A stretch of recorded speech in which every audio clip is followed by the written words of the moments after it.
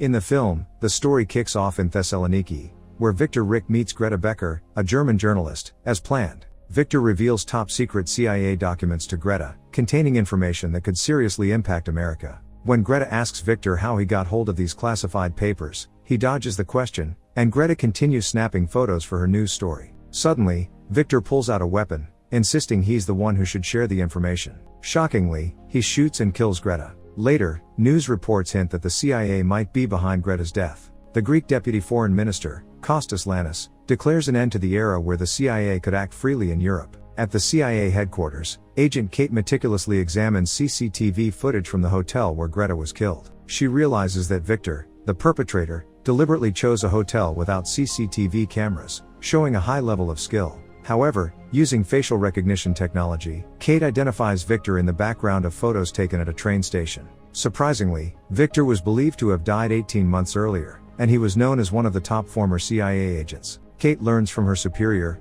O'Malley, that Victor had worked undercover, bridging connections between the Russian mafia and Greece.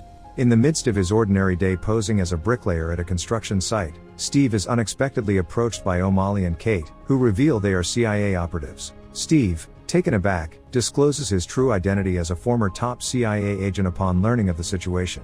Despite having witnessed Victor's supposed death personally, Steve is presented with a photograph of a Russian smuggler, previously thought dead but actually killed by Victor during a covert mission 2 years prior. As O'Malley recruits Steve once again and prepares to send him and Kate to Greece to apprehend Victor, he reminds Steve of their shared responsibility for the chaos caused by Victor in the past.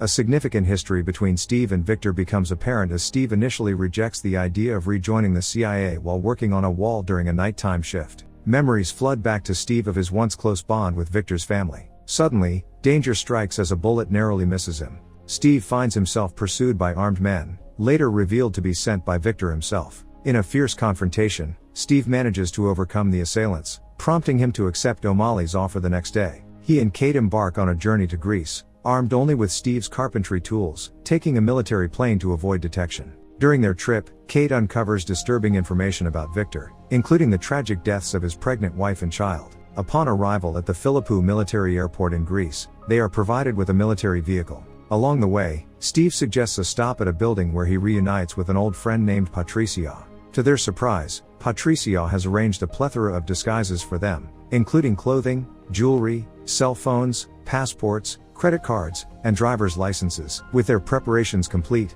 they head to the city of Thessalon, checking into a lavish hotel, leaving Kate curious about the mysterious source covering their expenses. While Kate showers, Steve visits a church with memories of Victor. He recreates a past routine by leaving a phone where packages were exchanged with Victor. Later, in an art gallery, Steve meets CIA agent Ty, surprising him with his sudden appearance. Steve explains the risk of being arrested by Kostas, the foreign minister, if his presence is discovered in Greece. Astonishing Ty further, Steve reveals his purpose: to locate Victor, believed to be dead. Steve seeks Ty's help in finding Sten, a former associate involved in a previous covert operation with him and Victor. Armed with the information that Sten had transformed from a thug to managing a beach club, Steve cautiously approached the club to meet him. However, to Steve's surprise, Sten had risen to the position of a boss with a group of guards. To avoid raising suspicion, Steve crafted a cover story, pretending to be on a honeymoon trip and implying a wealthy retirement from SID work. Steve subtly suggested an external force might be behind Sten's prosperous business and inquired about Victor's whereabouts. Despite Steve's attempts, Sten insisted that Victor was already deceased, even presenting his henchmen as proof. Unconvinced, Steve launched an attack, defeating them soundly before swiftly departing. Kate, who had tracked Steve using a device attached to his collar, arrived to pick him up in a rental car. During their journey, Kate revealed that she had also placed a similar device on Sten during their altercation, allowing them to monitor his movements through her phone. Intrigued, Kate questioned Steve about the reported defection of Victor. Steve revealed to Kate the tragic backstory behind Victor's transformation. Victor's cover as an intermediary between the Russian mafia and Greece was exposed, leading to the brutal murder of his family by the Russian mafia. The loss of his loved ones drove Victor to seek revenge by targeting Russians throughout Greece. The CIA ordered Steve to eliminate Victor, despite Victor still being alive. Meanwhile, at the Greek CIA headquarters, Ty received a virus-containing message from Victor. In the message, Victor threatened rebellion from American citizens, potentially leading to the government's downfall unless a payment of $100 million in Bitcoin was made. While Steve and Kate successfully located Sten's house, they decided to search for evidence inside instead of tailing Sten. Inside the house, Kate discovered a laptop with a map of a city center market, although its significance remained unclear. Suspicious of a brick placement on a pillar, they uncovered concealed classified documents hidden within the pillar. Among them was Greta's phone. A newspaper article about the CIA, authored by a journalist named Alice Mellis, hinted that he might be Victor's next target. While examining the documents, they heard a noise and concealed themselves as one of Sten's henchmen entered. Despite their initial disadvantage, Steve managed to use his carpentry skills to overpower the henchmen in a desperate struggle. The next day, Patricia provided Steve with information about Alice Mellis's whereabouts, further unraveling Victor's sinister plans. Meanwhile, Steve and Kate visited the market scene on Sten's laptop, splitting up to search for any signs of Victor. As they continued their investigation, Patricia remained vigilant, keeping a close watch on Alice Mellis, the journalist in danger of becoming Victor's next victim. Steve pursued a man he believed to be Victor in the market. Kate became alarmed by unfolding riots. However, the man Steve chased turned out to be someone else. Meanwhile, the real Victor emerged and killed Alice Mellis, the journalist. Steve attempted to open fire on Victor as he made his escape, though he did manage to knock Victor off his motorcycle. Patricia discovered a tablet and decided to investigate further for information.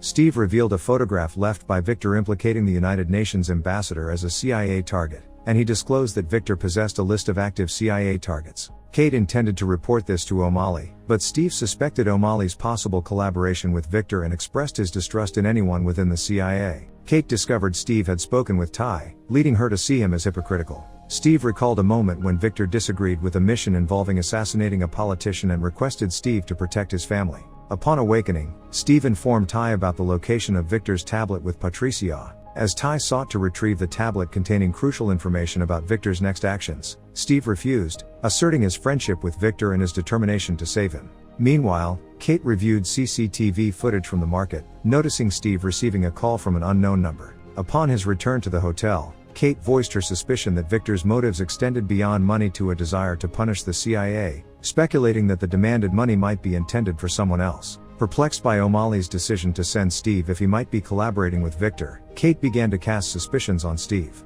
Upon inspecting Steve's phone, Kate found a missed call suspected to be from Victor, leading her to believe Steve may have allowed Victor to escape, a suspicion Steve didn't deny, though his reasons differed from Kate's beliefs. On the second night, visiting Patricia's place, their suspicions grew. When attempts to contact Patricia went unanswered, Patricia hanging lifelessly in a gruesome manner, revealing a trap. To their dismay, they found only a bomb, with Victor's tablet missing. This intensified Steve's suspicion that Time, who had previously informed them about the tablet's location, might be involved. Simultaneously, Stan and his gang entered the building with intentions to eliminate Steve and Kate, leading to an inevitable confrontation. Steve fought valiantly, dispatching a significant number of Sten's henchmen. However, facing the laser-sighted weapon of the last remaining gang member, Steve ultimately chose surrender to ensure Kate's safety, requesting Sten to release Kate while offering himself in exchange. Sten agreed to Steve's request, allowing Kate to leave. Steve, however, insisted that Kate depart, fearing for their safety. As Kate left, Steve unexpectedly approached Sten's group. The person who had thrown the bag of explosives disappeared along with Sten and his henchmen. Emerging from the burning building, Steve's resilience surprised and delighted Kate. During their departure, Steve disclosed that he and Victor had been assigned to eliminate Costas, but they both refused, triggering the CIA's anger. This anger led to Victor's cover being exposed to the Russian mafia, ultimately resulting in Patricia's death. Viewing Victor as beyond salvation for callously killing Patricia, Steve decided to eliminate him. Shortly after, Kate received a message from O'Malley stating that the CIA was willing to pay $100 million to Victor. The next day, O'Malley arrived in Greece. Steve and Kate received instructions regarding a delivery requested by Victor. O'Malley stressed that Kate had to make the delivery, and if someone else did, the deal would be cancelled. Steve, concerned for Kate's safety, rejected the request, leading to his abrupt termination from the CIA. Before leaving, O'Malley gave Kate a flash drive with Bitcoin, instructing her to follow Victor's specified location. Kate retrieved a phone with a building picture, and inside, Steve unexpectedly appeared, removing her tracking devices. After starting the Bitcoin transfer, Victor contacted them, revealing his final target was Costas. Victor admitted to framing the CIA by broadcasting a live murder globally. As the connection ended, they discovered a bomb under the table. Steve, with quick thinking, pushed the table before the explosion, leaving them wounded and in a dire situation. Steve faced a life or death situation when Victor attempted to ram him. Taking cover, he and Kate engaged in a tense chase, ultimately leading to Steve overturning Victor's car. However, Victor wasn't inside. Responding to Victor's threat against Costas, Steve confronted him during Costas's speech, using a sledgehammer to incapacitate him. Apologizing for his failure to protect Victor's family, Steve asked for surrender, but Victor's suspicious movements led to Steve reflexively firing, resulting in Victor's death. The police then shot Steve. In the hospital, Kate revealed Victor's tablet was found but the Bitcoin was missing.